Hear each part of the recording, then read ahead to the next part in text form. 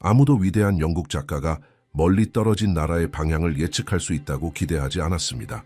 그러나 신앙과 도덕에 관한 작품으로 유명한 C.S. 루이스는 그의 원고에 오늘날 영적 세계를 괴롭히는 무언가를 남겼습니다. 철학적 주석과 신학적 성찰 속에서 한 나라, 즉 한국에 대해 이야기하는 듯한 구절이 있었습니다. 그 글은 분열의 시대, 보이지 않는 전쟁, 그리고 동방에서 올 힘의 출현을 묘사했습니다. 수십 년 동안 이 기록들은 무시되었습니다. 그러나 수수께끼 같은 구절에 불과했던 것이 오늘날 우리가 살고 있는 사건에 한 글자 한 글자 들어맞는 경고가 되었습니다. 루이스는 촛불을 켜고 거의 신성한 침묵 속에서 홀로 새벽에 글을 쓰곤 했습니다. 어느 날 밤 그는 특이한 것을 느꼈다고 보고했습니다. 영적인 무게가 분위기를 짓눌렀고 그의 눈앞에는 두 개의 거대한 파도, 하나는 파란색, 다른 하나는 빨간색으로 덮인 반도의 이미지가 보였습니다. 그 색깔들은 마치 두 영적 강국이 단 하나의 땅을 놓고 싸우는 것처럼 격렬하게 충돌했습니다. 그는 이렇게 썼습니다. 하늘은 동방을 주시하고 있다. 한 민족이 시험받고 선택될 것이다. 그 문구는 학자들이 그의 노트를 재발견하고 각 세부 사항이 한국의 현재 상황을 묘사하는 것처럼 보인다는 것을 깨달을 때까지 수십 년 동안 잊혀졌습니다. 그 순간부터 C.S. 루이스의 이름은 신앙학자뿐만 아니라 징조를 찾는 사람들에게도 언급되기 시작했습니다. 많은 사람들은 1963년에 사망한 사상가가 어떻게 그가 결코 살아보지 못한 시대에 대해 그토록 정확한 말을 남길 수 있었는지 궁금해했습니다. 그러나 그 글은 분명했습니다. 루이스는 지도자들이 몰락하고 국가들이 혼란스러워하며 순수한 마음을 유지하는 사람들만이 사건의 진정한 목적을 이해할 시대에 대해 이야기했습니다. 그는 인간의 이성이 한계에 다다르면 하늘이 다시 개입할 것이라고 말했습니다.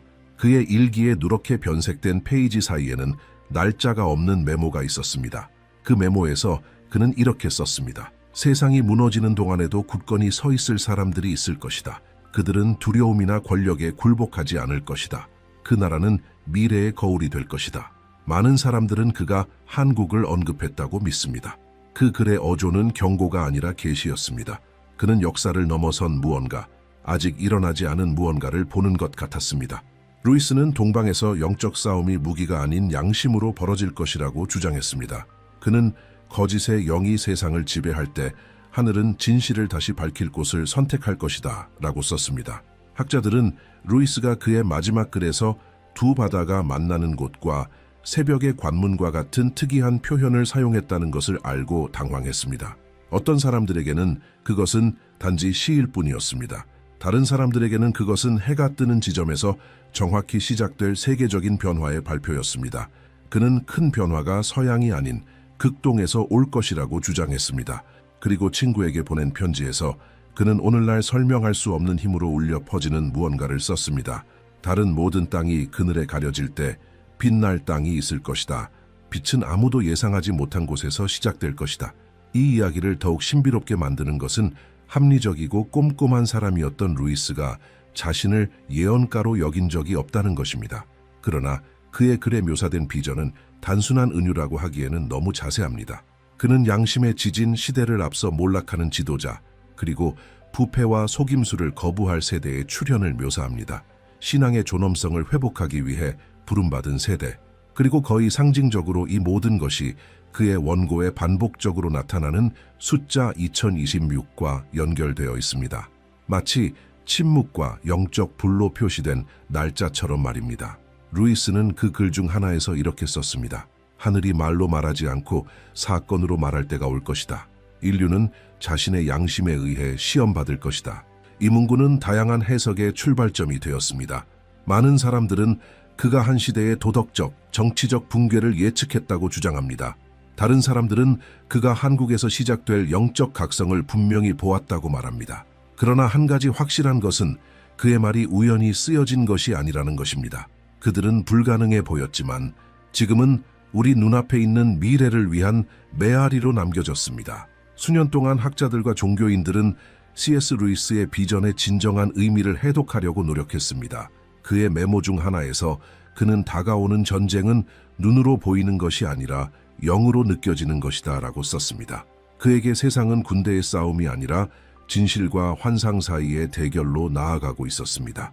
그의 말에 따르면 한국은 이 분쟁이 가장 강렬한 지점에 도달할 무대가 될 것입니다. 영적 철학처럼 보였던 것이 예언처럼 들리기 시작했습니다. 루이스는 속임수의 목소리가 너무 많아 진실이 조롱받을 때 하늘이 다시 개입할 것이라고 말했습니다. 보이는 기적이 아니라 더 큰 목적을 위해 깨어나는 평범한 사람들을 통해 말입니다. 그는 이 개입을 진실과 거짓을 분리하는 숨결이라고 묘사했습니다. 그의 메모에는 흥미로운 구절이 있습니다. 통치하는 자들이 진실에서 멀어질 때 하늘의 시간이 다가올 것이다. 정치적 위기가 나라 전체를 뒤흔들기 시작할 때까지 아무도 그것이 무엇을 의미하는지 이해하지 못했습니다. 그때 학자들은 그의 글을 구체적인 사건과 연관시키기 시작했습니다. 루이스의 말은 형태를 갖추는 것처럼 보였습니다. 그는 멀지 않은 미래의 지도자들에 대한 신뢰가 무너지고 인류가 다른 종류의 권위, 즉 깨어난 양심에서 지침을 구할 것이라고 예측했습니다.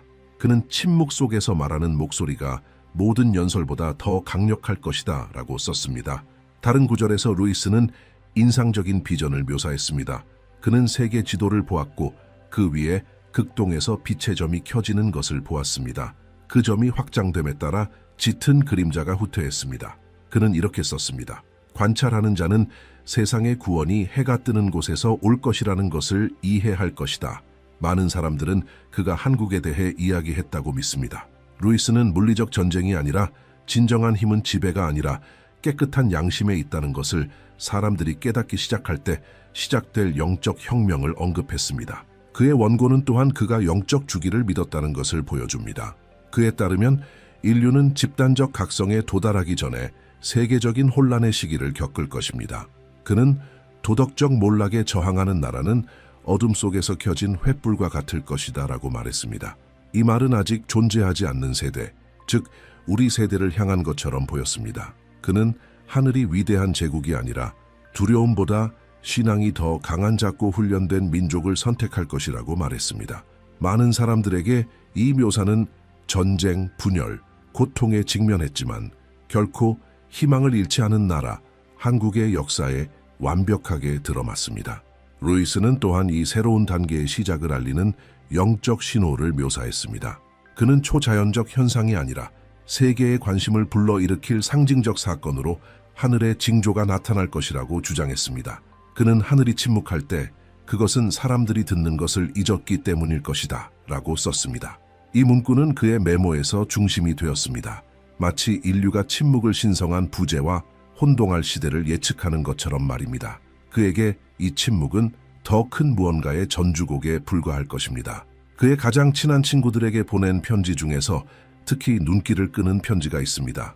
루이스는 많은 사람들이 하늘을 바라보며 징조를 기다리는 꿈을 꾸었다고 주장했습니다. 태양은 움직이지 않는 것처럼 보였고 모든 사람들은 마치 시간이 멈춘 것처럼 무거운 침묵 속에 머물렀습니다. 그는 인류는 답을 요구하고 아무것도 듣지 못할 것이다. 그러나 그 아무것도 없음이 계시의 시작이 될 것이다 라고 썼습니다. 언뜻 보기에 철학적인 이 구절은 오늘날 경고처럼 들립니다. C.S. 루이스는 인간의 가장 큰 실수는 진실을 자신 밖에서만 찾는 것이라고 믿었습니다.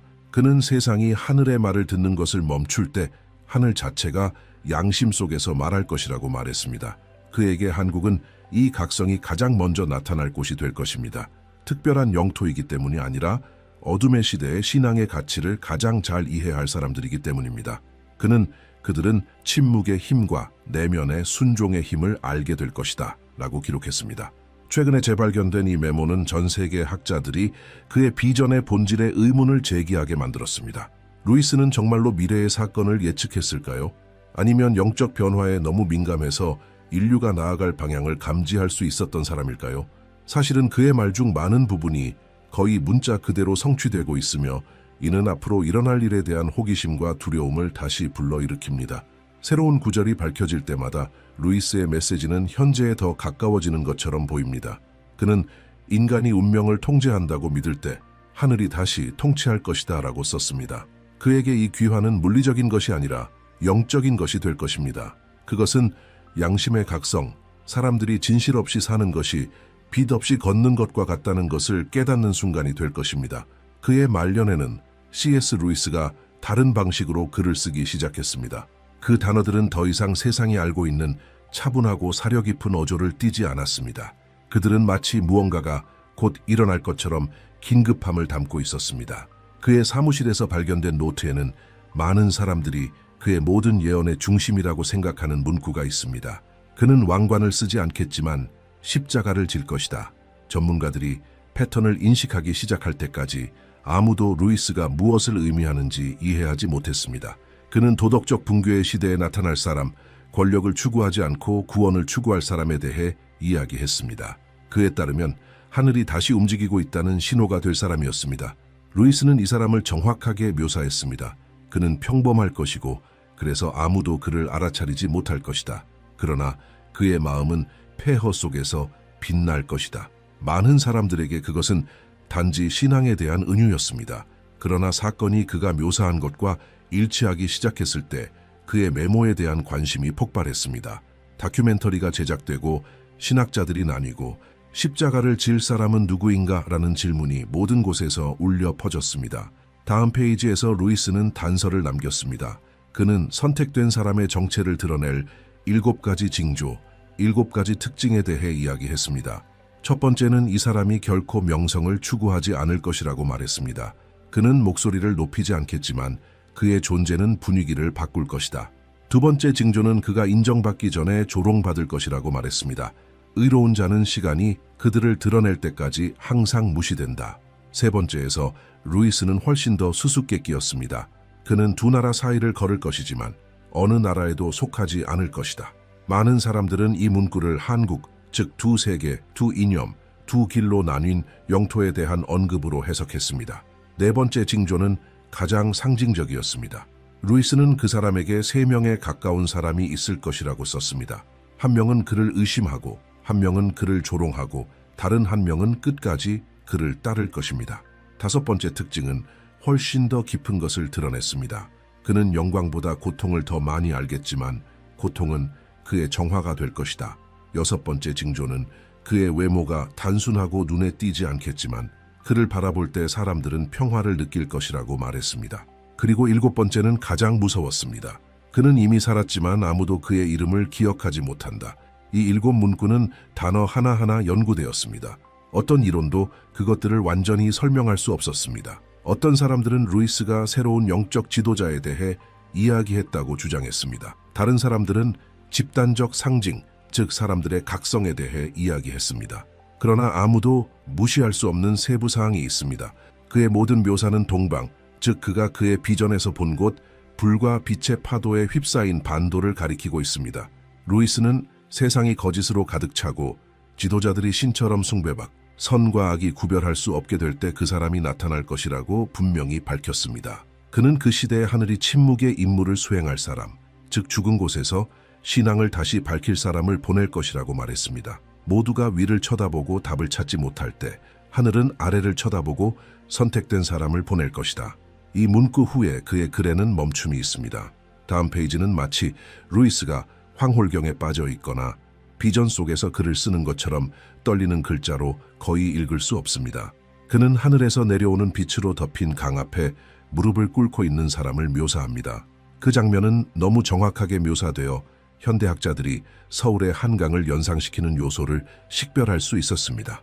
그는 빛이 물에 닿아 십자가의 반사를 형성했다라고 썼습니다. 많은 사람들에게 이 구절은 비전이 예언이 되는 순간을 나타냅니다.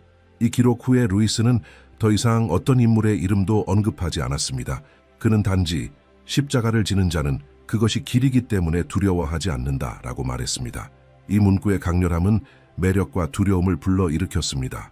많은 사람들은 루이스가 한국에서 시작되어 전 세계로 퍼질 세계적인 변화를 예감했다고 믿습니다. 권력이 진실로 대체되고 신앙이 혼돈에 대한 유일한 피난처가 될 새로운 시대.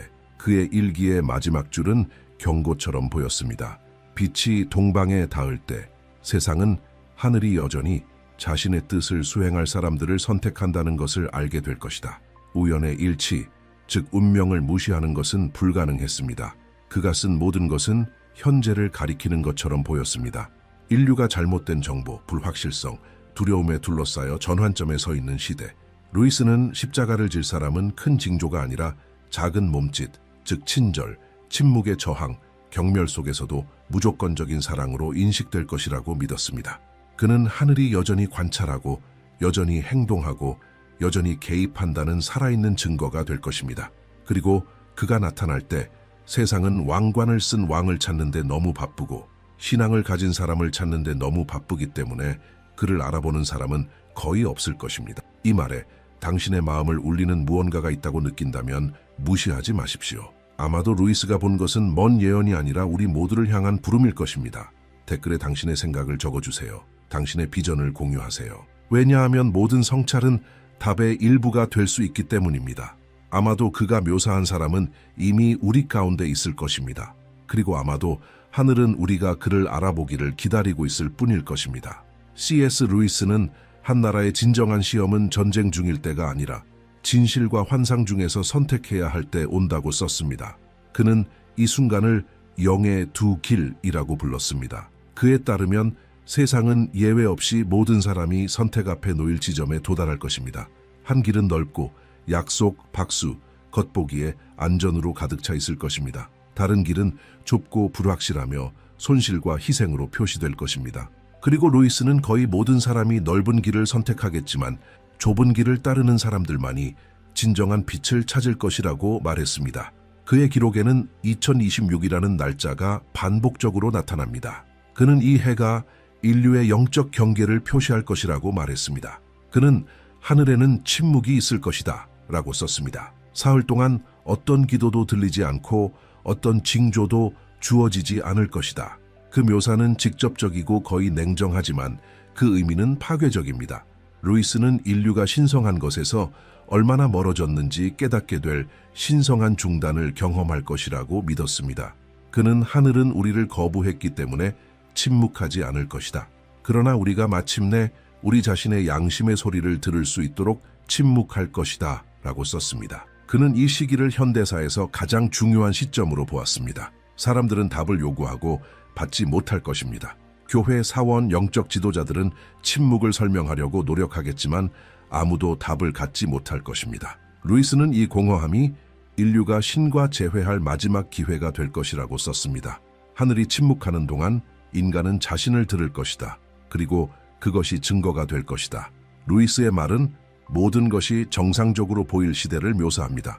사람들은 최악의 상황이 지나갔다고 믿고 일상으로 돌아갈 것입니다. 그러나 겉보기에 평온으로 돌아가는 이 시기에 침묵이 시작될 것입니다. 그는 그 징조가 세상이 이제 괜찮다라고 말할 때 올 것이라고 주장했습니다. 그리고 나서 외부뿐만 아니라 내부적으로도 고요함이 지구를 덮을 것입니다. 천둥도 역병도 전쟁도 없을 것이다. 창조주와의 접촉을 잃은 세상의 소리만 있을 것이다. 침묵하는 동안 루이스는 인류가 두 종류의 사람들로 나뉠 것이라고 말했습니다. 절망하는 사람들과 이해하는 사람들. 어떤 사람들은 하늘에 대고 소리치며 답을 요구할 것입니다. 다른 사람들은 무릎을 꿇고 침묵하며 오만의 시대가 끝났다는 것을 인정할 것입니다. 그는 그들 사이의 차이는 신앙이 아니라 겸손일 것이다 라고 썼습니다. 루이스에 따르면 이 사흘 후에 현실은 결코 같지 않을 것입니다. 그는 그의 원고에서 하늘이 불의 선, 즉 영의 눈에만 보이는 영적 경계로 침묵을 깨뜨릴 것이라고 묘사합니다. 그는 그것은 시대의 분할자가 될 것이다 라고 주장했습니다. 왕국 사이가 아니라 마음 사이에서 이 선은 아무도 파괴하지 않겠지만 모든 것을 드러낼 것입니다. 그것은 누가 순수하게 남았고 누가 어둠에 굴복했는지 보여줄 것입니다. 루이스는 이것을 빛에 의한 계시라고 불렀습니다. 그는 침묵 후에 소리가 울려 퍼질 것이라고 썼습니다. 물리적인 소리가 아니라 각 영혼이 다르게 느낄 진동입니다. 어떤 사람들은 초대를 듣고 다른 사람들은 경고를 들을 것이다. 그러면 인류는 하늘이 결코 부재하지 않았고 인간의 마음이 그것을 듣기에 충분히 조용해지기를 기다렸을 뿐이라는 것을 이해할 것입니다. 반세기가 넘게 전에 쓰여진 이 말은 무서울 정도로 현실이 되었습니다. 위기가 있을 때마다, 민족 간의 분열이 있을 때마다, 진실로 변한 거짓이 있을 때마다 루이스의 문구는 더 강하게 다시 나타나는 것처럼 보입니다. 그는 정치적 또는 종교적 붕괴뿐만 아니라 집단적 정체성의 위기를 예측했습니다. 인간이 더 이상 무엇이 옳은지 모를 때 불의 시간이 시작될 것이다. 그리고 지금 우리가 주위를 둘러보고 지치고 불신하고 혼란스러워하는 인류를 볼 때 이 시간이 왔는지 궁금하지 않을 수 없습니다. 그가 묘사한 침묵이 시작되려고 하는지 궁금하지 않을 수 없습니다. 우연의 일치는 무시하기에는 너무 많습니다. 루이스는 세상이 파괴되지 않고 정화될 것이라고 믿었습니다. 올불은 육체를 태우지 않고 진실을 드러낼 것입니다. 하늘의 불은 벌하기 위해 내려오는 것이 아니라 인간이 숨기려고 했던 것을 드러내기 위해 내려온다. 그렇기 때문에 그는 2026년이 거울의 해가 될 것이라고 말했습니다. 모든 인간은 자신의 영혼을 숨길 소음이 더 이상 없을 때 자신이 누구인지 실제로 보게 될 것이다. 이 문구는 고립되어 있으면 단순해 보이지만 그 영향은 엄청납니다. 그것은 그가 보이지 않는 분리의 시간이라고 부른 것을 요약합니다. 겉모습이 무너지고 사람들의 진정한 가치가 드러나는 순간, 침묵이 깨졌을 때 C.S. 루이스는 세상이 혼돈으로 폭발한 것이 아니라 보이지 않는 무언가가 움직인 것처럼 깨어났다고 썼습니다. 그는 이 각성을 들리지 않지만 모든 것을 바꾸는 소리라고 묘사했습니다. 침묵의 사흘 후에 하늘은 파괴하기 위해서가 아니라 드러내기 위해 지구에 불의 선을 그을 것이라고 그는 말했습니다. 그는 이 불은 죽이지 않고 드러내는 심판이 될 것이다 라고 썼습니다. 그것은 보이는 것과 영적인 것 사이의 경계였습니다. 빛이 지평선을 가로지르고 인간의 마음은 말없이 기적 없이 내면의 진실만으로 시험받을 것입니다. 루이스는 이 선을 인류의 전환점으로 보았습니다. 그는 하늘과 땅이 다시 눈을 맞추는 순간이 될 것이라고 말했습니다. 불은 구름에서 오는 것이 아니라 양심에서 올 것입니다. 겉모습으로 살았던 사람들은 모든 것이 무너지는 것을 볼 것이다. 진실로 살았던 사람들은 어둠이 물러가는 것을 볼 것이다. 이 순간부터 세상은 국가가 아니라 의도로 나뉠 것입니다. 그리고 그는 경고했습니다. 가장 깊은 심판은 보이는 것이 아니라 마음 자체가 드러내는 것이다. 그의 마지막 메모에서 루이스는 이 불을 도시, 가정, 생각을 가로지르는 보이지 않는 문턱으로 묘사했습니다. 가까운 사람들이 이유를 알지 못한 채 멀어질 것입니다. 우정이 오해 때문이 아니라 다른 진동 때문에 깨질 것입니다. 그는 거짓을 선택한 사람들은 진실을 선택한 사람들의 존재를 견딜 수 없을 것이다 라고 썼습니다. 불은 폭력 없이 그렇게 할 것이다. 더 이상 공존할 수 없는 것을 분리할 뿐이다. 그는 또한 첫 번째 소리, 즉 그가 귀환의 목소리라고 부른 것에 대해 이야기했습니다. 그것은 귀로 들리는 것이 아니라 영혼으로 느껴질 것입니다. 두려워하지 마십시오. 불은 의로운 자를 파괴하지 않는다 라고 그 목소리가 말했습니다. 그것은 시간이 숨기려고 했던 것을 보여줄 뿐이다. 많은 사람들은 이 구절을 새로운 영적 시대의 시작으로 해석했습니다. 하늘이 중개자를 통해 말하는 것을 멈추고 인간의 양심에 직접적으로 작용하기 시작하는 시대입니다. 루이스는 이 순간을 인류의 두 번째 기회로 보았습니다. 불을 견디는 사람들은 새로운 시대의 건설자가 될 것이다. 그에 따르면 진실을 피하지 않고 직면하는 사람들은 새로운 빛의 광채를 가장 먼저 볼 것입니다. 그리고 불안하게도 그는 이렇게 썼습니다.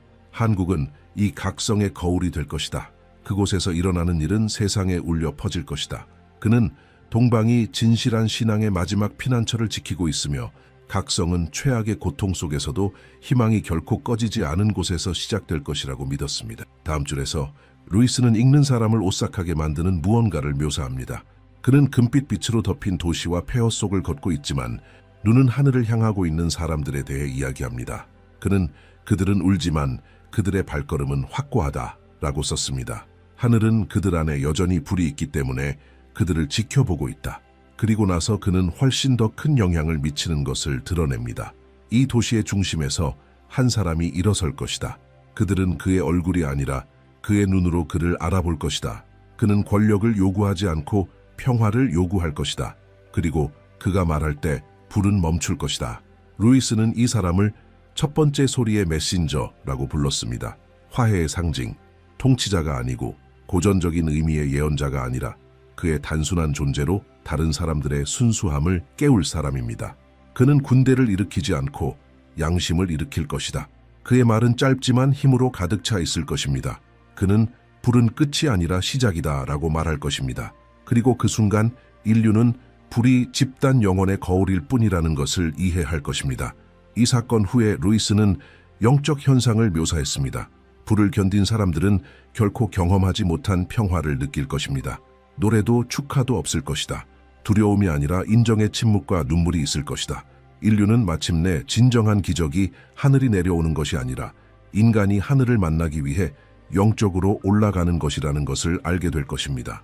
불후에 C.S. 루이스는 세상이 이전과 같지 않다고 썼습니다. 도시는 똑같아 보였지만 보이지 않는 무언가가 바뀌었습니다. 공기는 다른 무게를 지니고 있었습니다. 마치 모든 사람이 마음속으로 평범한 시간이 끝났다는 것을 알고 있는 것처럼 말입니다. 그는 이 새로운 시간을 침묵의 각성의 시대라고 불렀습니다. 이 기간 동안 메신저, 즉 불후에 말할 사람은 더 이상 보이지 않겠지만 그의 목소리는 사람들의 기억 속에 계속 울려 퍼질 것입니다. 그는 너를 드러내는 빛을 두려워하지 마십시오. 그 빛 속에서 길을 볼 수 있기 때문입니다. 라고 말했습니다. 이날부터 루이스는 인류가 두려움이 아니라 양심으로 살기 시작할 것이라고 주장했습니다. 그의 마지막 원고에서 그는 인상적인 비전을 보고했습니다. 그는 한국이 새로운 영적 불꽃의 중심이 되는 것을 보았다고 말했습니다. 그는 동방에서 모든 것이 무너질 때 세상에 서 있는 법을 가르칠 나라가 나타날 것이다 라고 썼습니다. 그들은 가장 강하지도 않고 가장 부유하지도 않겠지만 마지막 불꽃을 켜둘 사람들이다. 그에게 인류의 미래는 더 이상 제국에 달려있는 것이 아니라 충실한 마음에 달려 있습니다. 하늘은 큰 것을 혼란스럽게 하기 위해 작은 것을 선택하고 강력한 것을 부끄럽게 하기 위해 침묵하는 것을 선택할 것입니다. 루이스는 불의 선후에 내면의 재건의 시간이 시작될 것이라고 믿었습니다. 그는 한국을 인간 희망의 상징, 침묵과 불에서 살아남은 사람들을 인도할 등대로 보았습니다. 그는 동방은 세상의 거울이 될 것이다 라고 썼습니다. 그곳을 바라보는 사람은 여전히 남아있는 신앙의 반영을 볼 것이다. 그는 종교에 대해 이야기하는 것이 아니라 도덕적 순수성, 모든 사람이 쉬운 것을 선택할 때 옳은 일을 할 용기에 대해 이야기했습니다. 이 불꽃은 하늘이 인류에게 주는 마지막 선물이다. 그리고 그것이 살아있다면 어떤 어둠도 이기지 못할 것이다. 마지막 페이지에서 루이스는 이 세대를 위한 것처럼 보이는 문구를 남겼습니다. 하늘은 완벽한 사람을 찾는 것이 아니라 빛이 죽도록 내버려 두지 않으려는 사람을 찾는다. 그는 모든 인간을 불꽃의 운반자, 세상을 숨쉬게 하는 신성한 진실의 작은 부분으로 보았습니다. 이 불꽃이 꺼지면 주기가 끝날 것입니다. 그러나 그것이 보호되면 세상은 다시 태어날 것입니다. 그는 깨어난 하나의 마음이 1000개의 다른 마음을 다시 밝힐 수 있다 라고 말했습니다. 그리고 이것이 하늘이 시대를 재건하는 방법이다. 그는 미래를 성도가 아닌 성실한 사람들을 위한 시험장으로 묘사했습니다. 민족 간의 경계는 성격의 경계보다 덜 중요해질 것입니다. 새로운 세계의 진정한 지도는 마음의 선택에 의해 그려질 것이다. 그리고 그는 이 변화가 안에서 밖으로, 한 민족에서 지구로, 하나의 불꽃에서 하늘 전체로 시작될 것이라고 여러 페이지에서 반복했습니다. C.S. 루이스는 인류가 심판을 두려워하라는 부름을 받은 것이 아니라 갱신에 참여하라는 부름을 받았다고 믿었습니다. 불은 파괴하기 위해 온 것이 아니라 준비하기 위해 온 것이다. 침묵은 처벌이 아니라 부름이었습니다. 빛은 특권이 아니라 결과가 될 것입니다. 그에게 하늘은 듣는 시간은 끝났다. 이제 행동할 시간이다. 라고 말하고 있었습니다. 그리고 그렇기 때문에 그의 마지막 송을시는 우리 모두에게 직접적인 부름처럼 들립니다. 불은 멈췄다. 빛은 움직이고 있다. 그리고 하늘은 여전히 믿는 사람들을 통해 행동하기 시작했다. 루이스는 미래를 성도가 아닌 성실한 사람들을 위한 시험장으로 보았습니다. 그는 여러 번 분열의 무대가 되었던 한국이 하늘이 인류에게서 보고 싶어 하는 연합의 살아있는 예가 될 것이라고 믿었습니다. 그들은 조화의 횃불을 들고 다닐 것이다. 그들은 신앙을 강요하지 않고 희망을 밝힐 것이다. 그가 첫 번째 소리의 메신저라고 부른 것은 고립된 사람이 아니라 새로운 인간 정신의 상징, 즉 증오에 굴복하기를 거부하는 정신이 될 것입니다. 그의 마지막 줄에서 그는 그의 모든 비전을 요약하는 무언가를 썼습니다. 하늘은 그 어느 때보다 가깝다. 구름 속이 아니라 선택 속에 있다. 이 문구는 오늘날 세대를 관통하는 힘으로 울려 퍼집니다. 루이스는 재앙에 대해 이야기하는 것이 아니라 전환에 대해 이야기했습니다. 그는 세상의 종말에 대해 경고하는 것이 아니라 다른 세상의 시작에 대해 경고했습니다. 여전히 불꽃을 보호하는 사람들의 용기로 건설된 세상입니다. 그리고 아마도 그것이 C.S. 루이스의 마지막 메시지일 것입니다. 미래는 불을 두려워하는 사람들에게 속한 것이 아니라 그것을 통과하고 계속 믿는 사람들에게 속합니다. 그는 마지막 심판은 침묵할 것이라고 말했습니다. 나팔이 아니라 선택입니다. 빛이 물을 것이다. 너는 여전히 켜져 있느냐? 이제 이 이야기를 들으면서 예언이 국가나 시대에 대해서만 이야기하는 것이 아니라 우리 각자에 대해 이야기한다는 것을 알게 될 것입니다. 불이 이미 당신 안에서 시작되었다면 끄지 마십시오. 신앙, 친절, 진실로 그것을 키우십시오. 이것이 하늘이 먼 징조를 통해서가 아니라 불꽃을 살아있게 유지하는 사람들을 통해 세상에서 계속 행동하는 방법입니다. 이 메시지가 당신의 마음에 직접적으로 와닿았다고 느낀다면 댓글에 나는 불꽃을 보호할 것이다 라고 쓰십시오. 당신의 비전을 공유하십시오. 진실이 말해질 때 하늘이 응답하기 때문입니다. 그리고 루이스가 죽기 전에 썼듯이 하늘은 이미 시작되었다. 빛은 움직이고 있다. 그리고 이제 그것은 그것과 함께 걸을 사람을 찾고 있다. 예상치 못한 소식이 예언의 신봉자들과 연구자들 사이에서 퍼지기 시작했다. 대담한 예언과 전 세계적인 영적 메시지로 알려진 미국의 예언자 신디 제이콥스가 침묵을 깬 것이다. 평범하고 조용해 보이던 어느 밤에 공개된 최신 영상에서 그녀는 한국에 관한 새로운 환상을 받았다고 밝혔다. 지금까지와는 전혀 다른 내용이었다. 그 영상은 3시간 이상 이어졌고 공개된 지 1시간도 채 되지 않아 수십만 건의 조회수를 돌파했다. 많은 사람들이 어떤 비범한 일이 일어나려 하고 있다고 느꼈다. 예언자는 최근 며칠 동안 강렬한 계시를 연달아 받고 있었다고 말했다. 그녀의 목소리는 단호하면서도 격정적이었고 절박함이 묻어났다. 그녀는 그 이미지들이 분명하고 생생하며 영적으로 깊었고 한반도의 운명과 직접적으로 연결되어 있다고 설명했다. 그리고 그것이 정치나 경제, 전쟁에 관한 평범한 메시지가 아니라고 경고했다. 그것은 인간의 이해를 초월하는 것이었으며 영적 심판의 시작이자 회복으로의 부름이라고 했다. 신디의 말은 신호처럼 울려 퍼졌다. 그녀에 따르면 하늘 위에서 거대한 힘이 움직이는 것을 보았다고 한다. 그것은 인간의 형태를 띠면서도 초인적인 존재였고 구름을 가르며 내리쬐는 빛에 쌓여 있었다. 그녀는 그 현상을 정의와 자비, 권능과 긍휼이 어우러진 존재로 묘사했다. 그리고 그 순간 한국이 파괴가 아닌 교정을 위한 방문을 받고 있음을 깨달았다고 말했다. 그녀의 음성은 확신에 차 있었고 그 메시지가 상징이 아닌 실제임을 강조했다. 예언은 피할 수 없는 과정의 시작을 가리키고 있었다.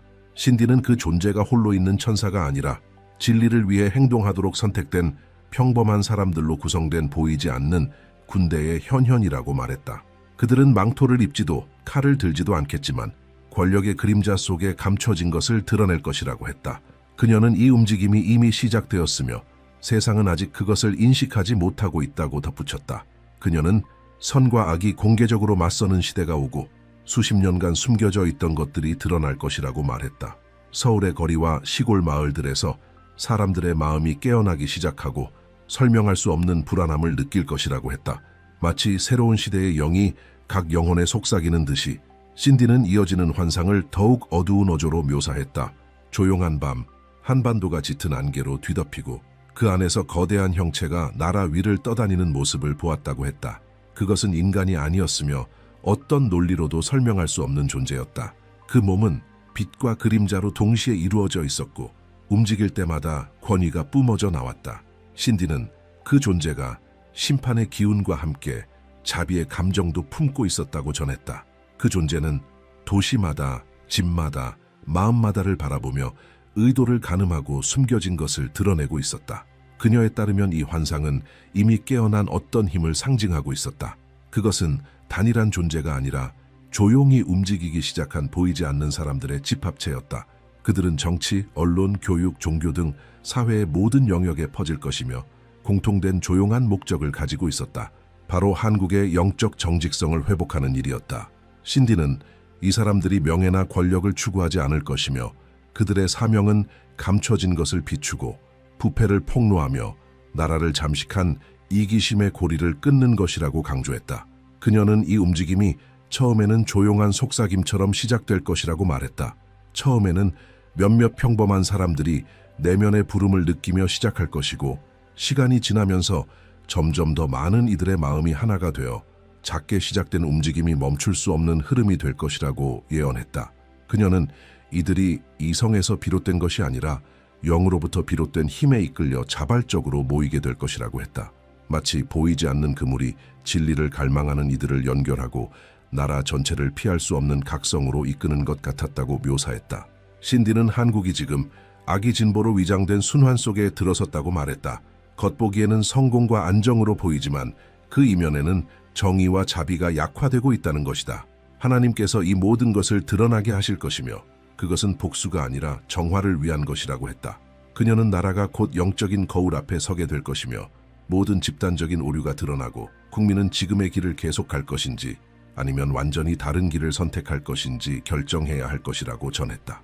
그녀는 앞으로 일어날 일들이 갑작스러운 재앙이 아니라 마치 큰 퍼즐의 조각처럼 맞물려 진행되는 일련의 사건들이 될 것이라고 언급했다. 스캔들, 예기치 못한 몰락, 충격적인 폭로들이 이 과정의 일부가 될 것이라고 했다. 처음에는 소수만이 그 흐름을 감지하겠지만 시간이 지나면서 모두가 무언가 더 큰 힘이 배후에서 작용하고 있다는 것을 깨닫게 될 것이라고 말했다. 신디는 2025년이 이 영적 재정렬의 시작점이 될 것이며 보이지 않는 세계가 눈에 보이는 현실에 개입하기 시작하는 시기라고 선언했다. 신디의 강렬한 발언은 즉각적인 반향을 일으켰다. 언론인들, 종교 지도자들, 심지어 회의론자들까지도 그녀의 말이 진정 무엇을 의미하는지 논의하기 시작했다. 어떤 이들은 그것이 피할 수 없는 영적 혁명을 뜻한다고 믿었고 다른 이들은 정치적 붕괴에 대한 은유적인 경고로 해석했다. 그러나 누구든지 그녀의 말을 들은 이들은 예외 없이 말로 표현하기 어려운 어떤 무게감을 느꼈다. 그것은 비유도 과장도 없는 인간이 아닌 더 높은 존재로부터 온 긴박한 선언처럼 들렸다. 그녀는 징후들이 처음에는 아주 미묘하게 나타날 것이라고 강조했다. 정치에서 드러나는 스캔들 속에서 뜻밖의 결정들 속에서 설명할 수 없는 이유로 몰락하는 지도자들을 통해 그 징후들이 보일 것이라고 했다. 동시에 지금까지 이름도 알려지지 않았던 새로운 인물들이 눈에 보이지 않는 목적에 따라 영향력 있는 자리에 오르게 될 것이라고 전했다. 곧 일어날 일은 우연이 아닙니다. 이것은 아무도 막을 수 없는 영적인 정렬입니다. 라고 그녀는 단언했다. 신디는 또한 이 깨어남이 단지 한 나라에 국한된 것이 아니라 대륙적인 차원에서 일어날 것이라고 밝혔다. 한국에서 시작된 이 에너지가 아시아 전역으로 퍼져나가 사람들의 마음과 제도들을 움직이고 오래된 구조들을 무너뜨려 그녀가 말하는 계시의 시대로 나아가게 할 것이라고 말했다. 그녀는 한국이 이 거대한 흐름의 첫 번째 나라가 될 것이며 새로운 시대를 여는 촉매제로 선택받았다고 선언했다. 반응은 즉각적으로 나타났다.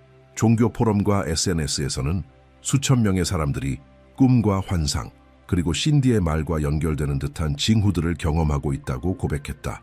또 어떤 이들은 두려움과 혼란을 토로하며 실제로 주변에서 무언가 깊고도 큰 변화가 일어나고 있다고 느끼고 있었다. 이전까지 회의적이던 사람들조차 점점 그녀의 말에 귀를 기울이기 시작했다. 신디는 그 계시의 마지막 부분을 경고의 말로 마무리했다. 그녀는 빛이 움직이기 시작할 때 어둠은 반드시 반응한다고 말했다. 저항이 일어나고 거짓 정보가 퍼지며 곧 일어날 일들을 불신하게 만들려는 시도들이 있을 것이라고 했다.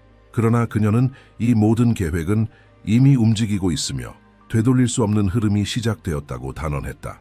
그리고 다가올 고통과 혼란은 끝이 아니라 한국과 세계를 위한 새로운 장의 시작이라고 강조했다. 신디 제이콥스는 한국에서 곧 일어날 일이 역사적인 전환의 시작이 될 것이라고 확신했다.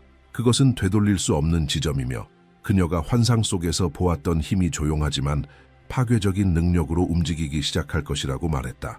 초반에는 아무도 눈치채지 못할 것이며 사람들은 여전히 일상을 살아가며 모든 것이 그대로라고 믿을 것이다. 그러나 그 평온해 보이는 일상 뒤에서는 나라의 가장 견고한 구조를 흔들 수 있는 깊은 에너지가 이미 움직이고 있을 것이라고 경고했다. 그녀에 따르면 이 깨어남은 거의 감지되지 않을 정도로 작게 시작될 것이다. 한 공무원이 부패를 고발하고 한 기자가 아무도 예상치 못한 기사를 내고 한 종교 지도자가 오랫동안 숨겨온 사실을 고백하는 등 작아 보이는 행동들이 모여 거대한 물결을 형성하게 될 것이라고 말했다. 신디는 2025년 말에서 2026년 초 사이에 한국이 연쇄적인 계시의 물결에 휩싸이게 될 것이며 나라는 비밀 위에 세워져 있었고 드러난 진실 하나하나가 더 깊은 진실을 끌어올리게 될 것이라고 전했다. 그녀는 처음 나타나는 징후들은 무시될 것이라고 했다. 언론은 축소하려 하고 권력자들은 비웃으며 많은 사람들은 단순한 우연이라 말할 것이라고 했다. 그러나 그 우연들은 너무 자주 일어나 무시할 수 없게 될 것이다. 정치인, 기업인, 공공의 인물들까지도 연달아 스캔들에 휘말리게 되며 대낮의 가면이 벗겨질 것이라고 예언했다. 신디는 우리가 공개적으로 눈물 흘리며 용서를 구하는 사람들을 보게 될 것이고 어떤 이들은 수치심의 무게를 이기지 못해 해외로 도망칠 것이라고 말했다. 그녀는 어떤 일도 우연히 일어나는 것이 아니라고 했다. 모든 것은 이미 한반도에 임한 영적 힘의 직접적인 결과이며 정의는 법정이 아닌 상황 자체를 통해 실현될 것이라고 했다. 모든 거짓말은 대가를 치르게 될 것이고 모든 부패는 그에 상응하는 결과를 낳을 것이며 절대적이라 여겨졌던 권력은 전 세계가 지켜보는 가운데 무너져 내릴 것이라고 말했다. 신디는 2026년은 보이지 않는 세계가 보이는 현실에 개입할 때 어떤 일이 벌어지는지를 한국이 직접 목격하게 되는 해가 될 것입니다. 라고 선언했다. 그녀는 또한 이 정화의 과정이 고통스러울 것이라고 밝혔다. 경제는 충격을 받게 되고 정부는 내부 위기에 직면하며 국민은 갈등 속에서 분열될 것이라고 말했다. 시스템은 강하게 반응할 것이며 감춰진 것을 폭로하는 목소리를 억누르려 할 것이라고 했다. 하지만 진실은 일단 풀려나면 마른 들판에 불이 번지듯 퍼져나갈 것이라고 했다. 그들은 침묵시키고 검열하고 왜곡하려 하겠지만 결국 실패할 것입니다. 그녀는 단호하게 말했다. 지금 깨어나는 이 힘은 더 이상 그들의 것이 아닙니다. 운명의 것입니다. 신디는 환상 속에서 광장에 모여 촛불을 들고 침묵 속에서 기도하는 군중들을 보았다고 전했다. 외침도 피켓도 없이 오직 믿음만이 있었다. 그녀는 하늘이 그 기도에 응답하듯 강한 바람과 멀리서 번개가 번쩍이는 것을 보았고 마치 우주 자체가 새로운 의식의 탄생을 목격하고 있는 듯 했다고 했다. 그것은 집단적인 마취에서 깨어나는 사람들이었고 자신들이 잊고 있던 고유한 힘을 다시 찾아가는 장면이었다. 예언자는 2026년 초가 눈에 보이는 혼란의 시기가 될 것이라고 예고했다. 매일같이 시위가 벌어지고 그 어떤 때보다도 제도들이 의심받게 될 것이라고 했다. 한국은 영적 불길을 통과하게 될 것이며 아무도 그 과정에서 무사하지 못할 것이라고 말했다. 가족들은 의견 차이로 나뉘고 우정은 끊어지며 모든 사람은 반드시 편을 선택해야만 할 것이라고 했다. 더 이상 중립은 존재하지 않을 것입니다. 당신은 빛에 설 것이거나 어둠에 삼켜질 것입니다. 그녀는 이 과정이 벌이 아니며 정화라고 강조했다. 집단적 고통은 치유의 길을 여는 열쇠가 될 것이며 하지만 치유에 앞서 반드시 붕괴가 먼저 찾아온다고 말했다. 그것은 필요 불가결한 붕괴였다. 한국은 본질로 다시 태어나기 위해 영적으로 무너져야 합니다. 거짓된 모든 것은 뿌리째 뽑힐 것입니다. 신디는 또한 이 시기에 누구도 예상하지 못했던 사람들이 등장할 것이라고 했다. 용기와 믿음을 가진 평범한 시민들이 진실과 저항의 상징이 되어 나타날 것이며 정치적 권력은 없지만 국민은 그들의 목소리에 귀를 기울이게 될 것이라고 말했다.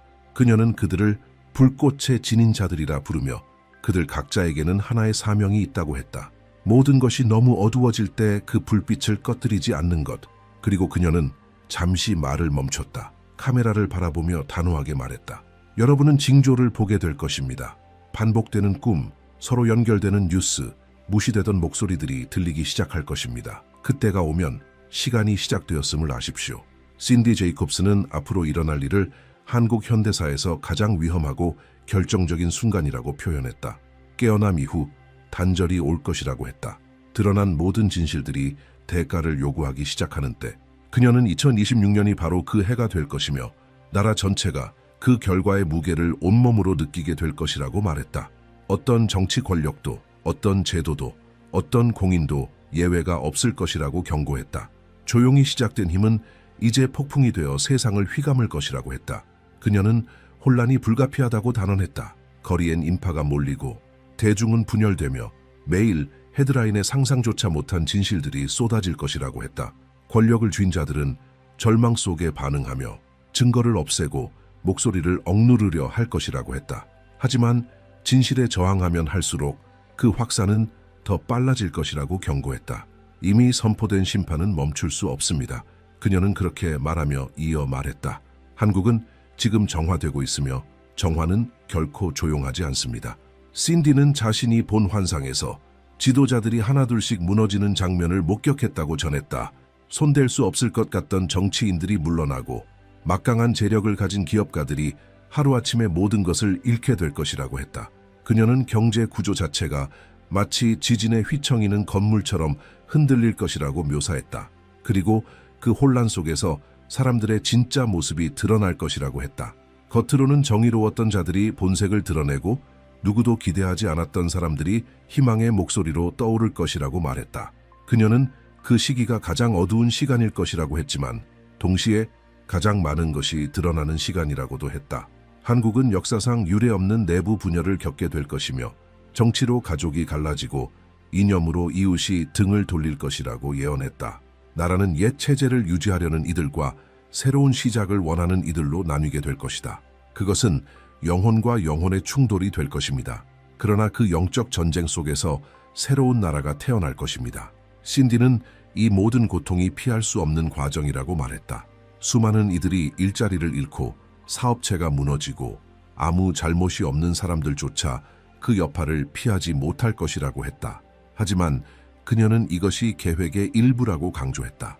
변화는 고통을 통해 오며 그 고통이 순결을 가져올 것입니다. 그녀는 집단적인 고통이 공감을 일으키고 민족을 하나 되지 못하게 했던 교만을 부수게 될 것이라고 전했다. 그녀는 자신의 시야 속에서 한국의 하늘이 어두워졌다고 말했다. 강한 바람이 불고 도시 위로 굵은 비가 쏟아지기 시작했다.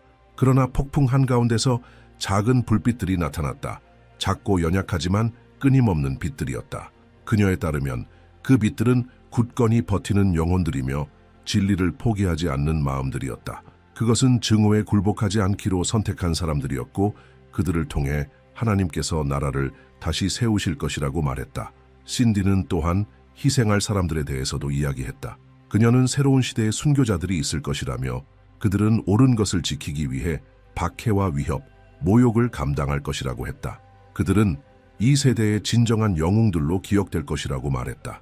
그들은 무기를 들지 않겠지만 진리의 대가를 사회적, 감정적 삶으로 치를 것입니다. 라고 그녀는 말했다.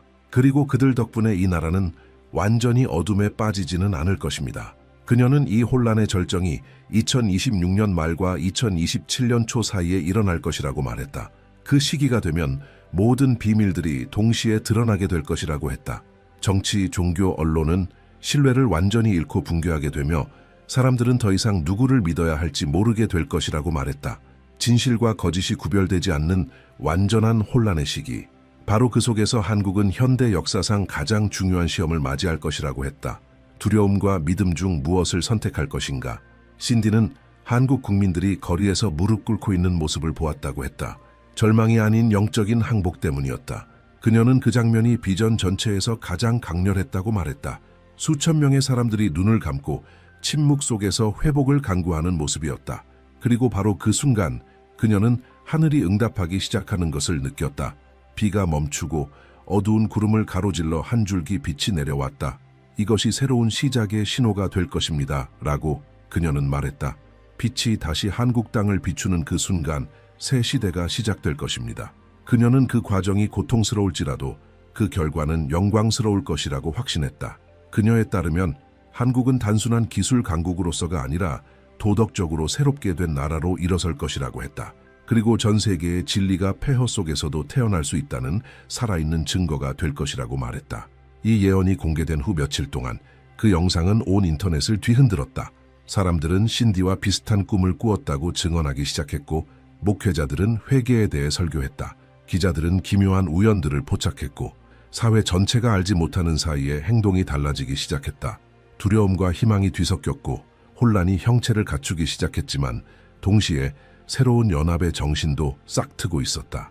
신디 제이콥스는 2026년의 혼란과 붕괴의 한가운데서 놀라운 일이 일어날 것이라고 밝혔다. 세계의 시선이 다시 한번 한국으로 향할 것이며 이번에는 혼란 때문이 아니라 전환의 시작을 알리는 사건 때문일 것이라고 말했다. 그녀는 환상 속에서 한 대통령 전용기가 한국 땅에 착륙하는 것을 보았고 그 비행기에서 한 미국 지도자가 2개의 선물을 들고 내리는 모습을 보았다고 했다. 그것들은 평범한 물건이 아니었다. 그것은 나라들 사이의 새로운 언약을 상징하는 선물이었다. 첫 번째 선물은 힘과 보호를 상징한다고 그녀는 말했다. 그녀의 환상 속에서 미국의 지도자는 황금빛 빛에 감싸인 문서를 한국 대표들에게 전달했다고 한다. 봉인이 풀리는 순간 눈에 보이지 않는 에너지가 한반도 전역으로 퍼져나갔다. 그것은 과학적으로 설명할 수 없는 현상이었지만 모두가 느낄 수 있었다. 예언자는 그것을 방어의 은사로 해석했으며 한국의 안보를 전례 없이 강화할 첨단 기술의 이전이라고 말했다. 그녀는 이 선물이 한국이 보호받는 나라에서 보호하는 나라로 바뀌는 순간을 상징한다고 했다. 두 번째 선물은 더욱 신비로웠다. 그녀의 환상 속에서 미국의 지도자는 하늘을 향해 손을 들어 인사하며 심장처럼 맥동하는 푸른 수정 하나를 건넸다고 한다. 그녀는 그 상징이 지식, 지성, 그리고 세상을 바꿀 새로운 기술에 대한 통제력을 의미한다고 설명했다. 그리고 두 번째 선물이 작동되는 순간 한국은 혁신의 강국이 되어 한계를 넘어서는 새로운 기술적 영적 시대를 열 것이라고 말했다. 이 선물들은 단순한 정치적 동맹이 아닙니다. 그녀는 선언했다. 이것은 영적인 열쇠들입니다. 미국은 인류를 변화시킬 씨앗을 한국에 심게 될 것입니다. 그녀는 이 사건들 이후 한국의 국제적 위치가 극적으로 변할 것이라고 확신했다. 이전에는 동맹에 의존하던 나라가 이제는 동등한 위치에서 협상하는 나라가 될 것이라고 했다. 세계는 새로운 한국을 보게 될 것입니다. 그녀는 말했다. 더 강하고 더 자립적이며 영적으로 깨어난 나라를. 또한 이 동맹은 많은 이들에게 전략적 협정으로 보이겠지만 그 속에는 신적 회복의 계획이 숨어 있다고 덧붙였다. 그러나 예언자는 빛이 드러날 때마다 어둠도 깨어난다고 경고했다. 그녀는 두 개의 선물이 도착하자마자 전쟁의 형태가 아닌 조작의 방식으로 새로운 위협이 나타날 것이라고 했다. 그녀는 미국이 강화를 가져오는 동안 일본은 혼란을 가져올 것이라고 말했다. 일본으로부터 세 개의 메시지가 올 것입니다. 라고 그녀는 엄중한 목소리로 선언했다. 그리고 그 모든 메시지는 다시 세워진 것을 무너뜨리려 할 것입니다. 첫 번째 메시지는 역사적 담론의 형태로 위장되어 올 것이라고 했다. 일본 정부가 책과 공식 발언을 통해 과거를 수정하려 하며 오래된 사실들을 다시 쓰고 분노를 불러일으킬 것이라고 말했다. 그로 인해 양국 간의 긴장이 고조되고 치유되지 못한 상처들이 다시 드러날 것이라고 경고했다. 적은 역사를 무기로 사용할 것입니다. 라고 그녀는 말했다. 과거가 왜곡되어 미래를 공격하게 될 것입니다. 두 번째 메시지는 경제적인 공격이었다. 신디는 일본이 금융 조치, 무역 제한, 시장 조작 등을 통해 한국을 불안정하게 만들려 할 것이라고 밝혔다. 그 결과 환율이 흔들리고 투자자들이 망설이며 뉴스에 다시 공포가 등장하게 될 것이라고 했다. 그들은 안정의 중심을 공격할 것입니다. 라고 그녀는 선언했다. 그러나 그들이 이해하지 못하는 것은 한국의 진정한 힘은 돈이 아닌 국민의 믿음에서 온다는 사실입니다. 세 번째 메시지는 가장 위험하다고 했다. 일본이 외교적으로 한국을 고립시키려 시도할 것이며 동맹국들을 설득해 국제적인 불신을 확산시킬 것이라고 말했다. 그녀에 따르면 이로 인해 세계는 양분될 것이고 각 나라들은 편을 선택해야 하는 상황에 놓이게 될 것이다. 한국은 사방에서 의심과 압박을 받으며 고립을 겪게 될 것이다. 그러나 신디는 그 고립 속에서 한국의 진정한 본질이 깨어날 것이라고 확신했다. 모두가 떠날 때 하나님이 가까이 오실 것입니다. 라고 그녀는 선언했다. 그리고 바로 그 순간 한국은 자신이 따라야 할 나라가 아니라 이끌기 위해 태어난 나라라는 사실을 깨닫게 될 것입니다. 그녀는 또 하나의 상징적인 장면을 묘사했다. 일본이 세계 속에서 한국의 목소리를 차단하기 위해 말들로 만든 거대한 장벽을 세운 것이다. 그러나 그녀의 환상 속에서 보이지 않는 바람이 불기 시작하자 그 장벽을 이루던 말들이 하나씩 무너져 내리기 시작했다. 이것이 성령이 속임수를 무너뜨리는 방식입니다. 라고 신디는 말했다. 때가 되면 진리를 침묵시킬 수 있는 것은 아무것도 없습니다. 신디는 이러한 사건들이 한국을 정보 전쟁의 한가운데로 이끌 것이라고 말했다. 언론, SNS, 대중연설들이 모두 무기가 될 것이며 사람들은 더 이상 무엇이 진짜인지 분간하지 못하게 될 것이라고 했다. 그러나 이러한 혼란 속에서도 새로운 형태의 분별력이 국민 사이에서 생겨날 것이라고 확신했다. 한국의 영적인 눈이 열릴 것입니다. 라고 그녀는 말했다. 이전에는 보이지 않던 것들이 이제는 뚜렷하게 보이게 될 것입니다. 예언자는 이것이 마지막 큰 시험이 될 것이라고 강조했다. 미국과의 동맹은 힘을 가져오지만 동시에 유혹도 불러올 것이다. 일본의 도발은 분열을 일으키겠지만 동시에 진실을 명확하게 드러낼 것이다. 그리고 이 충돌의 결과가 한국의 미래를 결정지을 것이라고 했다. 국민이 조작에 저항하고 하나됨을 지킨다면 이 나라는 영광의 시대로 들어갈 것입니다. 그러나 두려움에 굴복한다면 다시 어둠 속으로 돌아갈 것입니다. 신디 제이콥스는 2026년 말과 2027년 초 사이의 기간이 한국의 결정적인 시점이며 새로운 영적 시대의 시작이 될 것이라고 선언했다. 그녀는 허위 정보의 공격과 외국 세력 간의 충돌 이후 한국은 가장 큰 시험, 세계 앞에서의 도덕적 심판을 맞이할 것이라고 말했다. 국제적 비밀들이 드러나고 세계 주요 국가들 사이에서 한국의 이름이 거론되며 과거의 잘못들이 다시 떠올라 해명을 요구받게 될 것이라고 했다. 그러나 이 심판은 파괴가 아닌 정화를 가져올 것이라고 확신했다. 한국은 한계까지 몰리게 될 것입니다. 그녀는 말했다. 그러나 금은 불 속에서 단련됩니다. 그녀는 외교적 긴장의 환상을 묘사했다. 서울을 향한 카메라들, 국가 정상들의 회담, 논의되는 제재, 격렬한 연설들. 동맹들이 흔들릴 것이지만 그 고립 속에서 전례 없는 일이 일어날 것이라고 말했다. 국민이 하나 되기 시작하는 것이다. 고통과 위기, 그리고 두려움이 집단적인 힘을 탄생시킬 것이라고 했다. 그들은 한국을 굴욕주려 할 것입니다. 그녀는 말했다. 그러나 그들은 자신들이 한국을 강하게 만들고 있다는 사실을 모릅니다. 신디는 이 시기에 한국이 깊은 자기 반성의 시기를 겪을 것이라고 밝혔다. 수십 년간 피했던 질문들과 마주하게 될 것이라고 했다. 정의란 무엇인가? 인간다움이란 무엇인가? 그리고 민족이란 무엇인가? 한국은 명령으로 다시 태어나지 않을 것입니다. 회개로 다시 태어날 것입니다. 그녀는 선언했다. 그리고 한국이 스스로를 낮출 때 온 세상이 그 영광을 보게 될 것입니다. 그녀는 한 장면을 보았다고 했다. 온몸에 소름이 돋을 만큼 강렬한 장면이었다. 수천 명의 한국인들이 붉은 해돋이 앞에서 조용히 무릎 꿇고 있었고 그 순간 바람이 불기 시작했다. 그리고 그녀는 한 음성을 들었다고 전했다.